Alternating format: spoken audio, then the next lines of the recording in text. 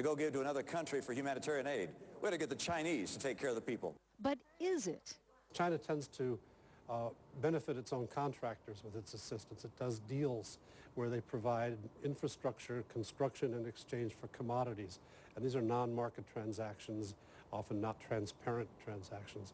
And this is not the sort of thing, I hope this is not the sort of thing that Governor Romney had in mind. Chinese aid often has political strings attached, and letting the U.S. simply stand back and allow China to project its power around the world could backfire for Washington.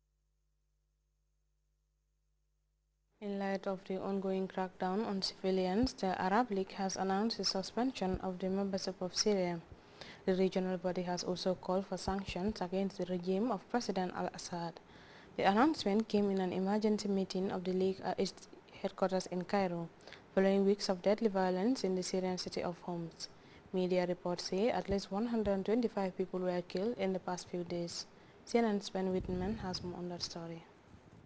Certainly is. If you look back over the history of the body going back to 1945, one of its strongest decisions, certainly suspending Syria from the Arab League, is almost, but not completely, unprecedented. That suspension will go into effect on the 16th of November or until Syria implements this Arab Action Plan. Now, the problem, of course, is that the Arab League doesn't really have much in the way to compel Syria to live up to its commitment to this action plan, although we did hear the Qatari foreign minister say that there would be consequences if Syria didn't live up to its commitments. This is what he said.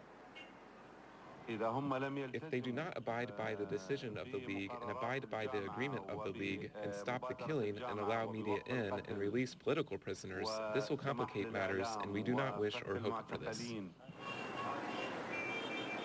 But of course, Syria is clearly going to be very hesitant to release the tens of thousands of prisoners it's detained since the beginning of this uprising 8 months ago. And as one member of the opposition told me, if the Syrian army pulls its forces off the streets of Syrian towns and cities, they believe that hundreds of thousands of people will come out, and it could very well lead to the fall of the regime of Bashar al-Assad.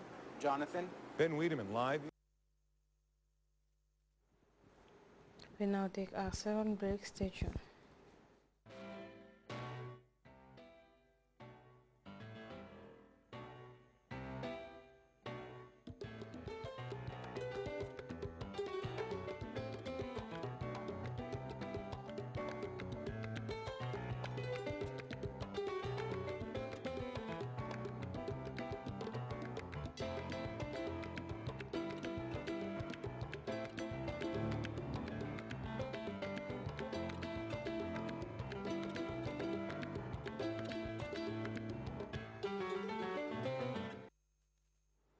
And before we go, a reminder of our headlines.